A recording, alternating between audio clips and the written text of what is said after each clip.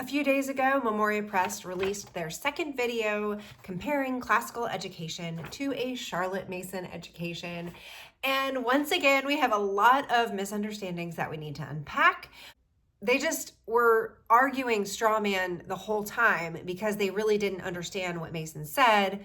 Let's clear it up. My name is Joy Cherick. I am a homeschool mom of 7, and I write over at However Imperfectly on Substack, and also have a podcast where I talk all about Charlotte Mason and homemaking.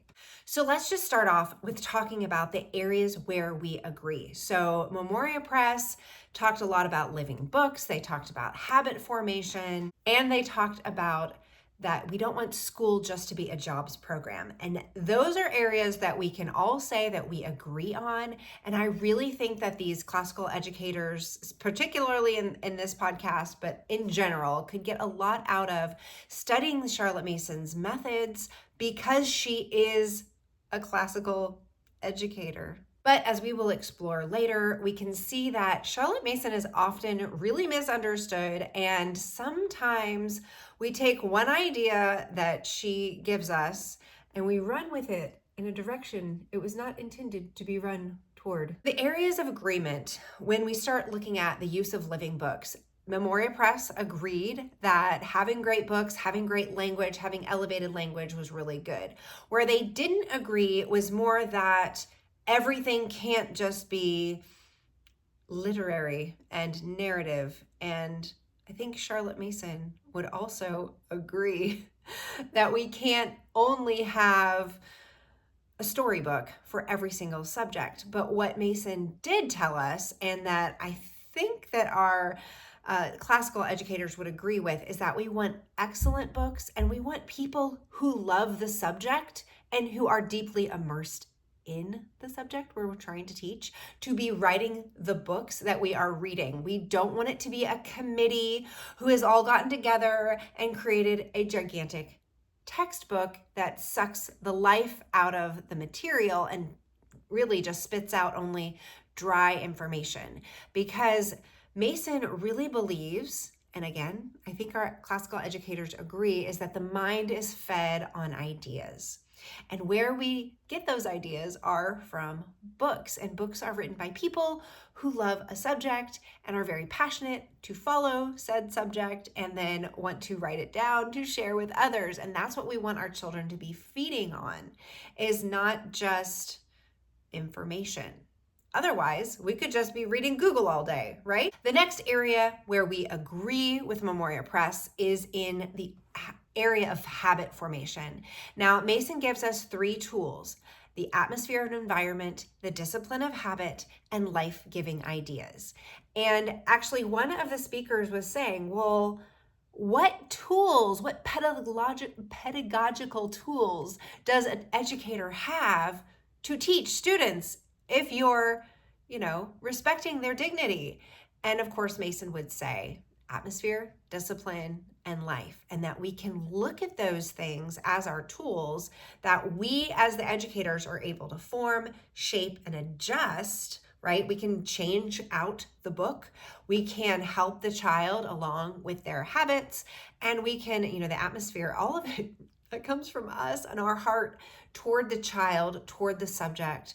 If we hate a subject, the child is going to feel that in the air. And I loved what one of the speakers said. He read Mason's quote, which said, "The way of the will, children should be taught to distinguish between I want and I will." And he pointed out what a beautiful thing to teach a child. And I think that that is something that is missing in our culture, because we have such this idea of everybody's truth is their truth, and you educate your kid how you want, and I'm going to educate mine how I want, which, in a way, we're doing that. But there is a right and a wrong. There is a good and an evil. And we all, no matter what bent we have, need to be pointing our children towards God's standard of what is true and good, beautiful and lovely and worthy of praise. And I have a quote from Mason to support this claim. She says in Philosophy of Education, page 303, "Knowledge is not instruction, information, scholarship, a well-stored memory. It is not those things. It is passed like a light of a torch from mind to mind, and the flame can be kindled at original minds only. This goes back to the book question about what kind of books are we giving them. Excellent books written by people who love the thing that they wrote about. All right, now we get into the areas of disagreement, misunderstanding.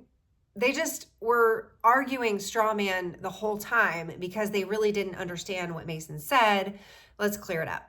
So first of all, we have the rereading of books. There was some confusion around what Mason means to have one reading.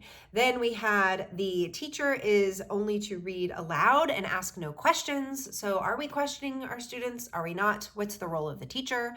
This was another point of confusion. Then they said that she doesn't like Latin or teach about Romans and Greeks. I'm so confused. Did they not see anything about Plutarch? So Mason does say that students should only read once, have one reading, and then narrate.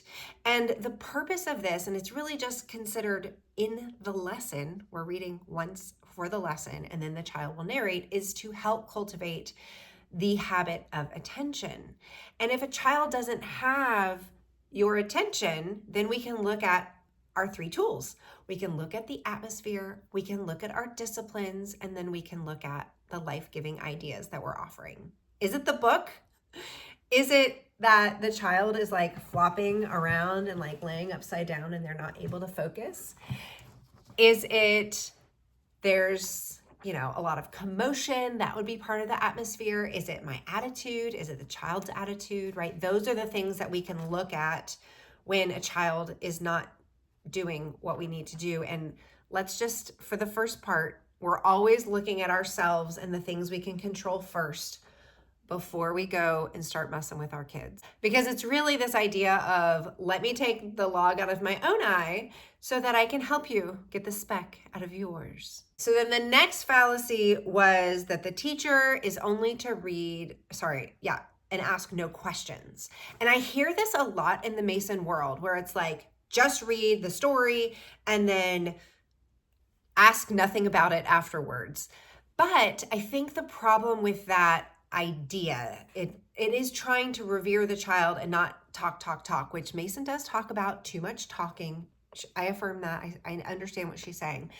But what I think is happening when we hear that is that we're doing nothing. We're reading the story, we're asking them to narrate, and we're treating our children like a robot. And there are not robots, and they need help often. And Mason calls this the captain idea, setting up the lesson, giving them an idea. Let's recall what happened last time.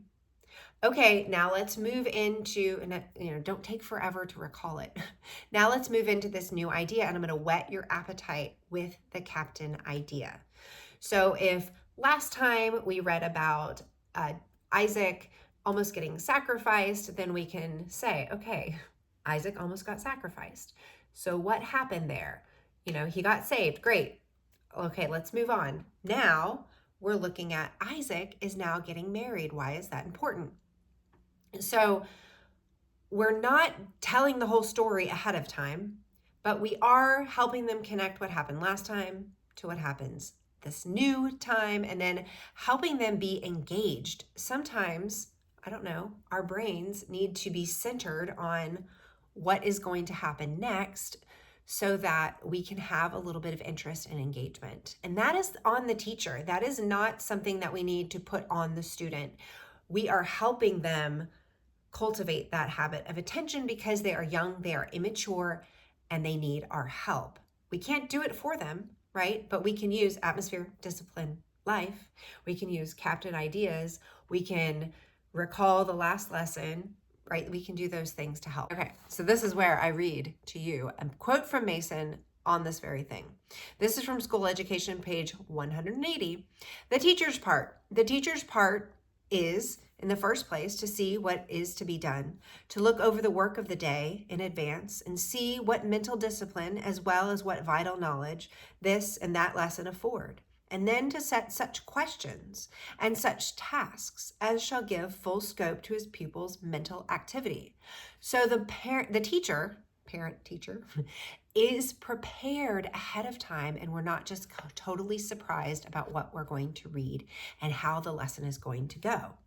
Let marginal notes be freely made, as neatly and beautifully as may be, for books should be handled with reverence. Let numbers, letters, underlining be used to help the eye and to save the needless fag of writing abstracts. Let the pupil write for himself half a dozen questions which cover the passage studied.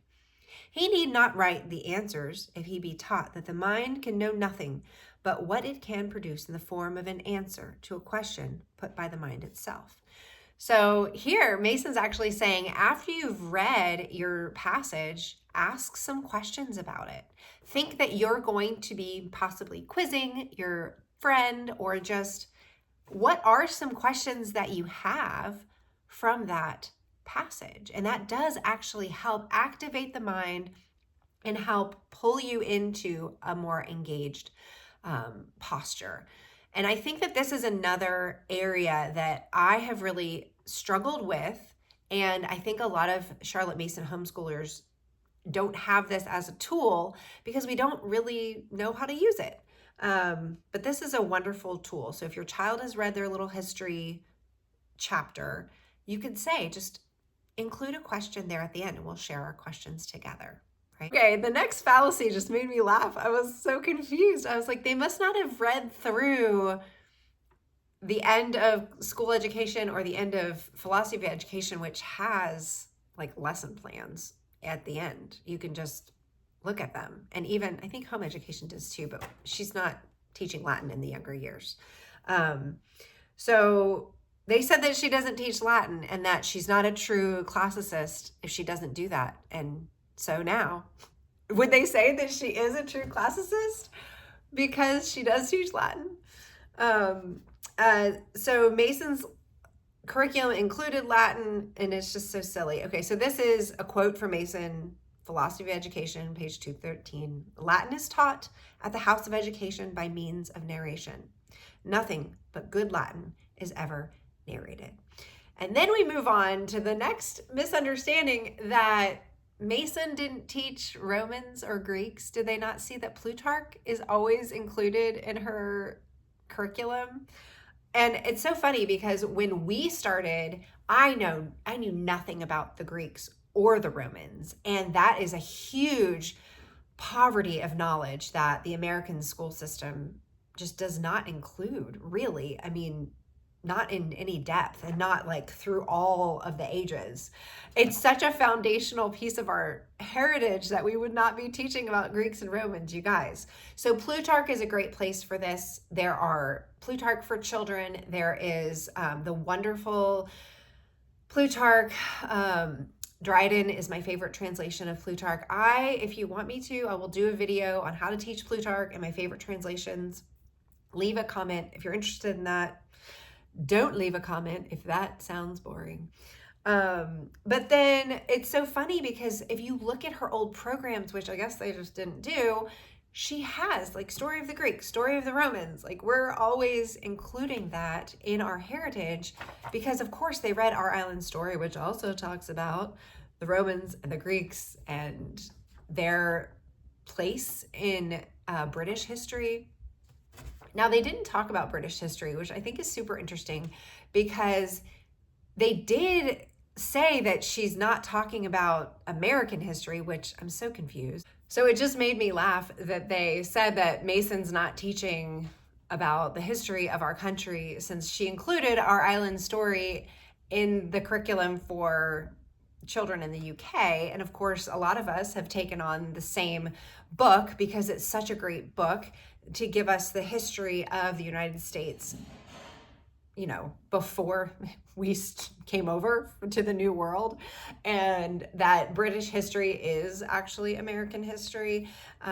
It just doesn't, you know, our history doesn't start at 1776, right? We have a people who came before that, and it is helpful if we know their story. In conclusion, I appreciated at the very end of the Memoria Press interview, the woman speaking said, you know, I do think we could relax a little bit and enjoy nature study more.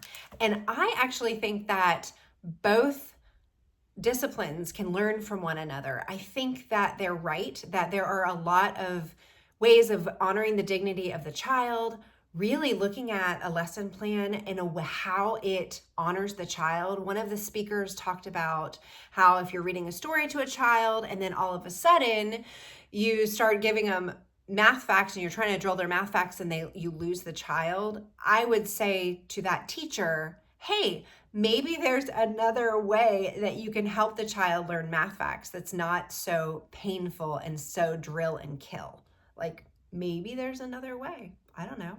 Could you explore some different options and not put it on the child that the child's habit of attention is so bad, but that you are a partner with the child to find a way. Now, this, I think, is where kind of that child-led learning posture comes in, where it's like, I'm not trying to go and see what the child wants, but I'm reading the child, and this is a relationship as well, and I can use my imagination, my creativity to help the child find a way that they are hung up or struggling and they're just not getting those math facts in their head. Could we find a way that is less painful, that is more pleasant than just drilling? I don't know, maybe. Okay, and then the other thing that I think that we could learn from the classical educators is honestly just classroom management techniques. I think that there are a lot of things that I have learned just in the recent couple of years as far as what disciplines can help students focus better. How can we help a child obey, in the way that we order our homes and our homeschool. I just did a episode on the education as a discipline, and I talked there about how I didn't even realize that willfulness is actually disobedience. It just went over my head. I just was not realizing that when my kids are putting their heels in and saying, oh, I don't want to do this, it's like, oh, but we need to learn to do what we ought to do, even if we don't want to do. And of course, the teacher needs to have confidence in what they're asking the child to do. It is time now to sing this folk song. I don't want to. It's like, okay, well, you don't need to say that. You can just say, yes, mom, let's get started, and have a good attitude, because that friction point makes the entire atmosphere of the home go down the tank. And as educators, we can start to learn that and start to move our children out of maybe a more relaxed way of looking at things and find ways to up our discipline game in a loving, relational way, right? So I think the two pedagogies actually overlap a lot more than the way Memoria Press was portraying. I hope that this has been a helpful video showing you some ways that Charlotte Mason does actually overlap with classical education. And then also, as we explored some of the ways that Mason is often misunderstood, hopefully that cleared some things up. Well, thanks so much for watching, and I'll see you next time.